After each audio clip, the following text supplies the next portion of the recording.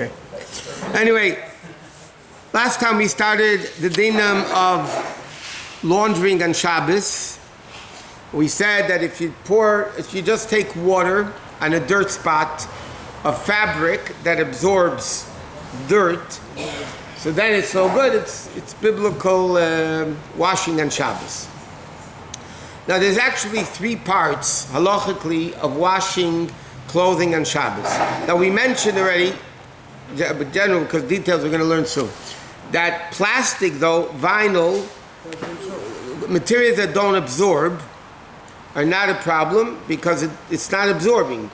But so therefore you can clean it a little bit. We'll learn later that you're not allowed to rub it a lot or things like that. But generally speaking, there's three aspects of cleaning garments. One is what they used to do. Today you have a washing machine, it really does it. You have soaking it. Then you have, the second thing is, what's it called? Shifshuf, which is scrubbing it.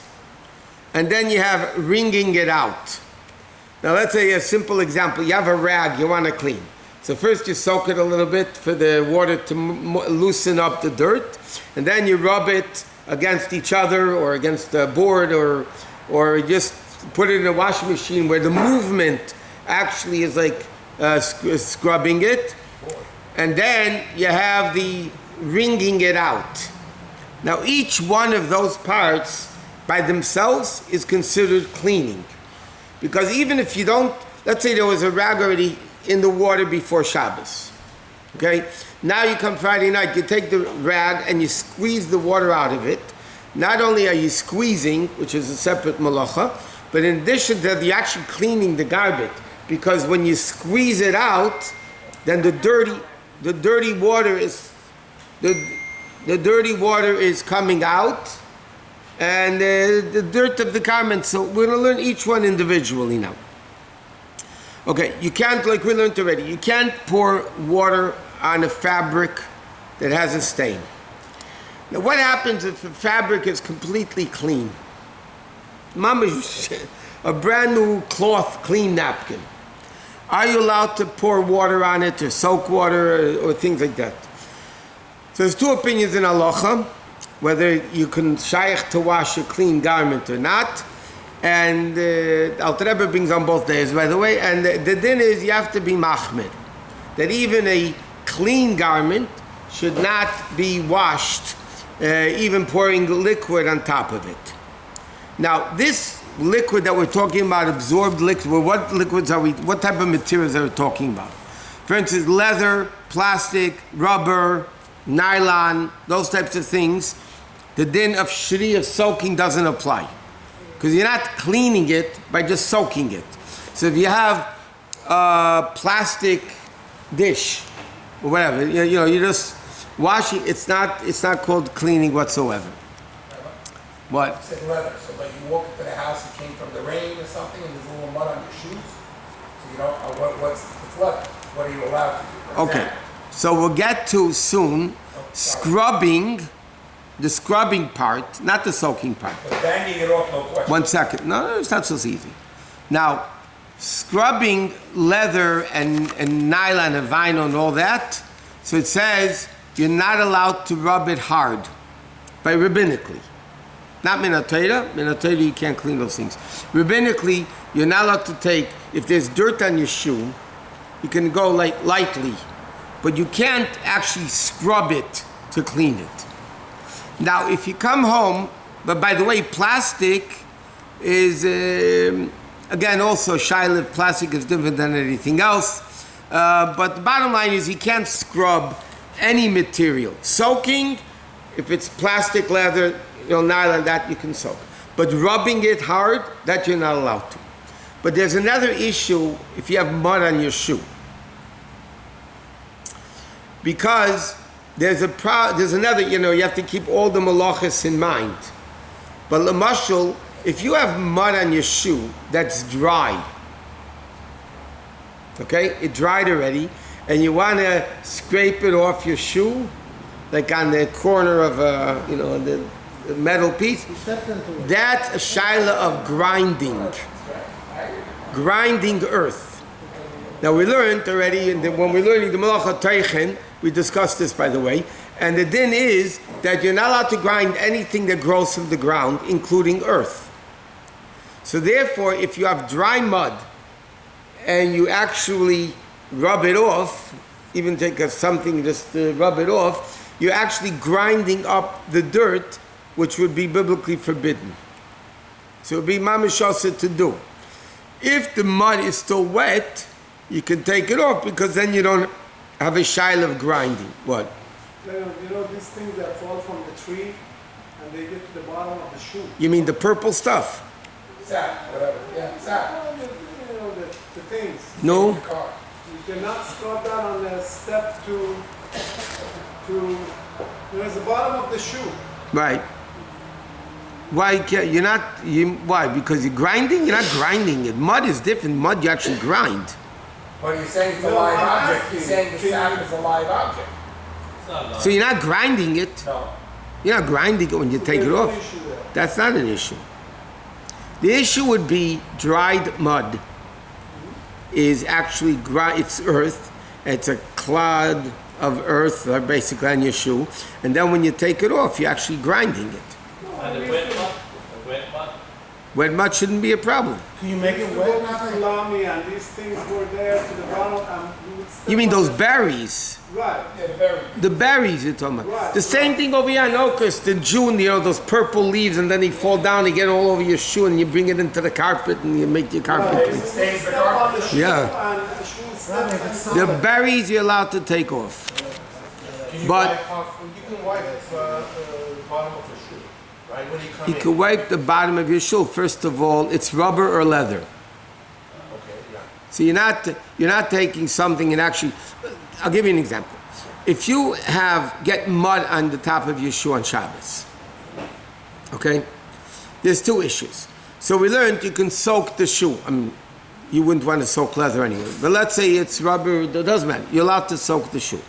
You can't take a brush or something and clean it off. Because that, midrabanu, rabbinically, you can't do even on leather materials that don't absorb. Right? But if it's dry, then you have another issue of grinding.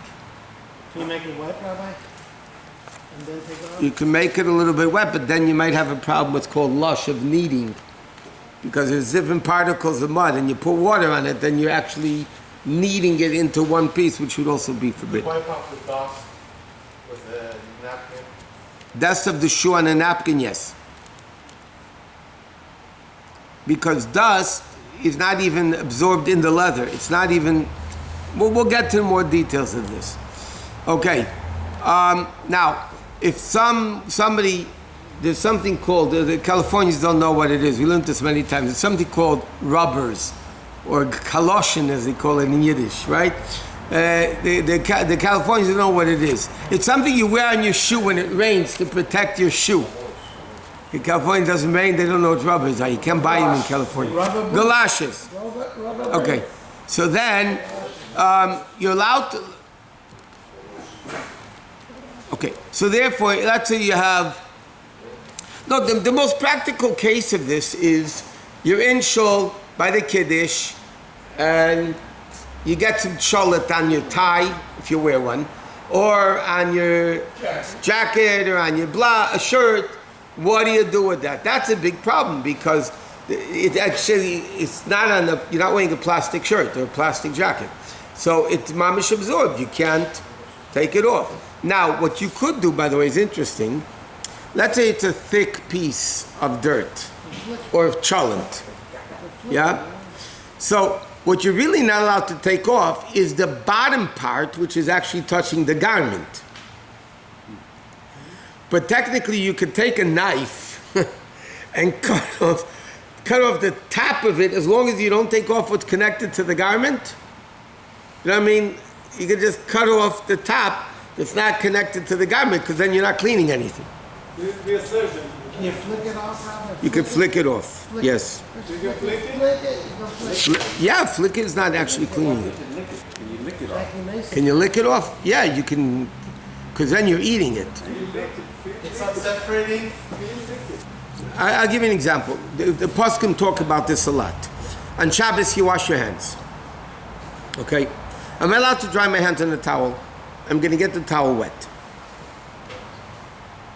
That's the question. Am I allowed to? Am I not washing the towel by drying my hands on the towel?